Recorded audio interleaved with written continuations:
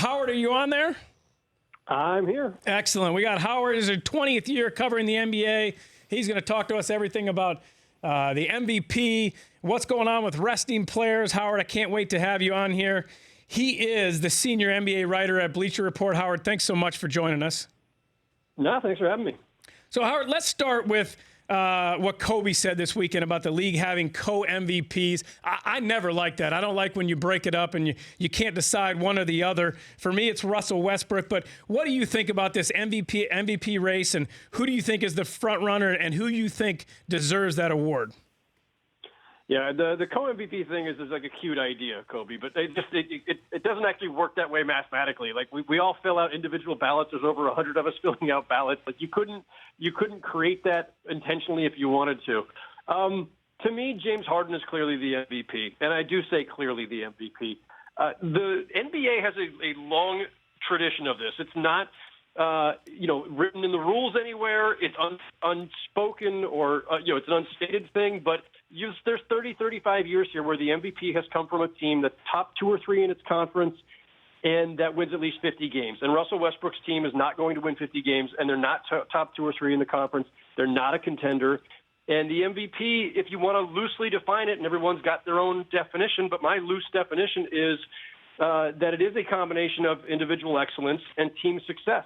And the Rockets are a legit contender in the West. I don't know that they're going to beat the Warriors if they meet them in a series in the conference finals, but they're a legit powerhouse, and they have a historically great offense. James Harden is the engine of that offense, and his numbers rival or exceed those of Westbrook. And just the magic or the perceived magic of the triple-double average doesn't do it for me when you fall short in other areas. And one of those areas, by the way, is that the Thunder's offense, for all of Westbrook's fireworks, the Thunder's offense is middle of the pack to below average. I think they're somewhere between like 15th and 17th in offensive efficiency. So it's just not having an impact. And the MVP award is about not just your greatness, but the impact it has. And that's on the win totals and on your team's offensive ranking. And Harden is far and away better than Westbrook in terms of what he's producing for his team and what his team is doing because of it. So, Howard, given Westbrook's dominance with the triple-doubles and everything he does all over the field, and just like you said, the lack of production offensively from everybody else on that team, doesn't that speak to the greatness of Westbrook and what he's done this year? No one's questioning his greatness, but this is the MVP trophy we're talking about. And as I said, there are two components. You have the individual excellence, which Harden has, Westbrook has, LeBron James has, Steph Curry has. You've got a bunch of guys who you can point to for individual excellence. The other component is team success. The Thunder don't have it. So to me, it's end of argument right there, unless we're going to buck 30, 35 years of tradition and say, well, he averaged a triple-double and the numbers are really impressive, so let's throw everything else out the window and the team's results don't matter. The other part of that, too, though, is, listen, yes, there are guys whose individual excellence is that much more impressive when you look at the surrounding cast and you say, wow, where would they be without him? But that's the case for every great player on some level. The team's always going to dip a little bit when you take away a James Harden or a Kobe Bryant or a Michael Jordan or a Kevin Durant. It's just because they'd all of a sudden be a losing team as opposed to a lower tier playoff team or something. We're kind of splitting hairs, and we're also creating a lot of guesswork.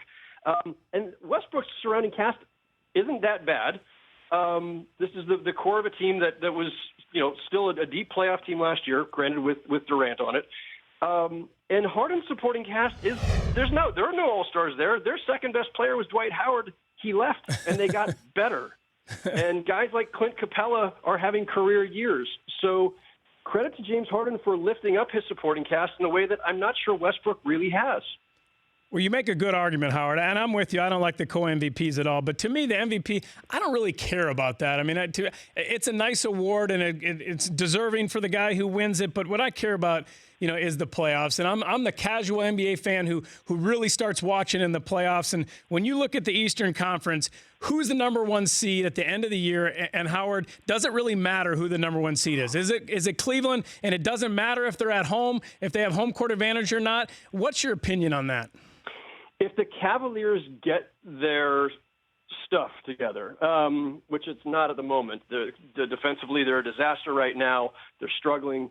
If the Cavs are the Cavs when the playoffs start, then no, I don't think it matters whether they're the first seed, second seed, wherever. All it means ultimately is that there's one series where you might have to win one road game to win a series. It's not some steep climb, right? And the Cavaliers are a team. Look, the Cavs who did it last won the year, championship. right? Yeah, they won the championship in Game 7 in Oakland.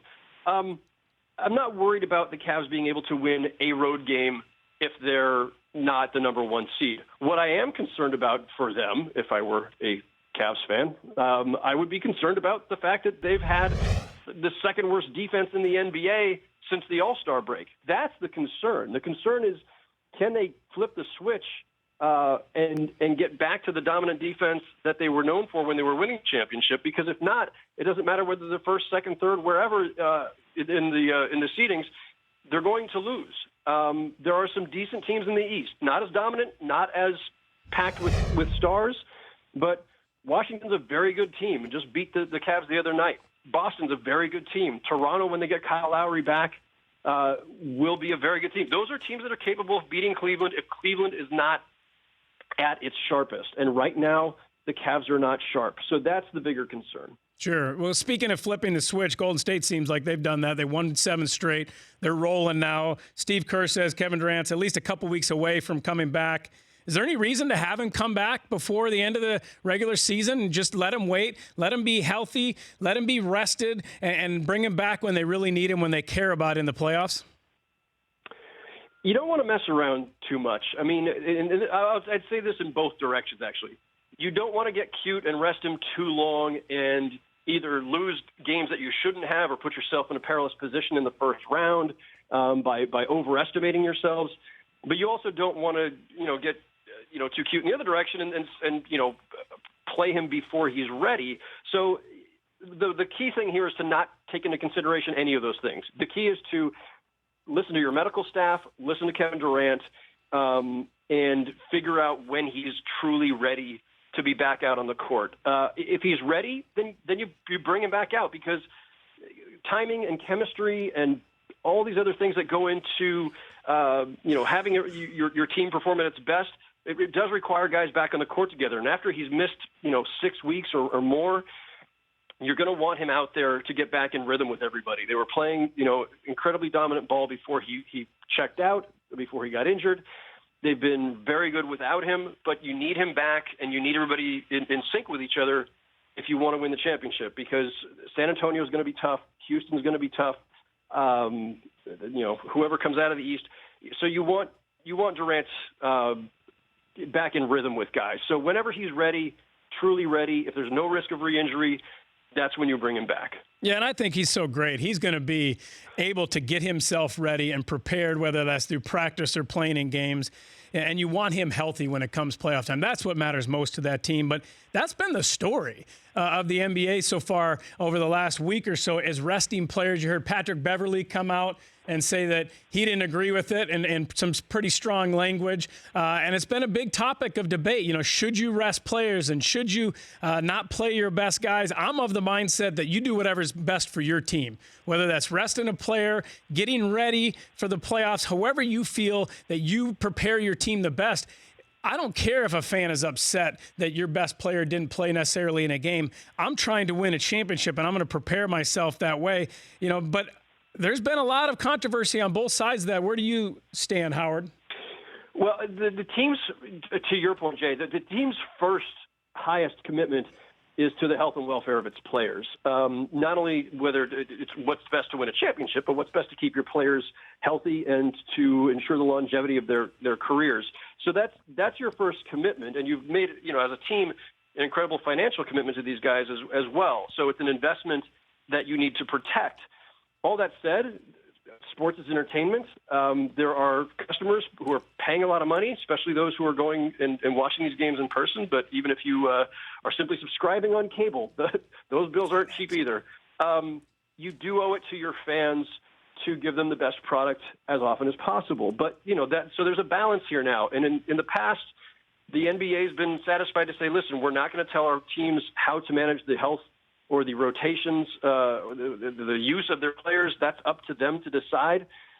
But Adam Silver is, now getting concerned because they had back-to-back games recently, or back-to-back weeks, where a nationally televised game was missing major stars, the Spurs-Warriors game, and then the Cavs the following week. So they've got to find the right balance, and I don't know how they do that or how to ensure that. Again, you still can't, as a league, try telling teams when and how long to play their players. Yeah. So it's a difficult balance. They're going to talk about this at the owners' meeting in another week and a half or so here in New York. We'll see what they come up with. Thanks, Howard. I appreciate it. Howard Beck, senior writer for Bleacher Report, talking to us about all the NBA stuff. Howard, thanks so much for coming on. The Rich Eisen Show, weekdays at noon Eastern on Audience.